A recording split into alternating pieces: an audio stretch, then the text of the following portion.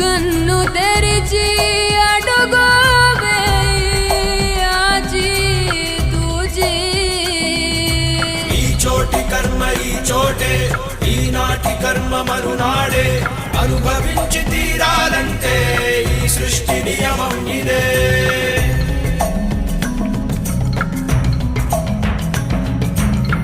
ఏ కన్ను చూడదనా నీ విచ్చల విడిమిడిసి పాటు ఏ చెయ్యి ఆపదనా తప్పటడుగే నీ అలవాటు అదృశ్య దృష్టిగా సకల సృష్టిని ను గమనిస్తున్నది లెక్కగట్టి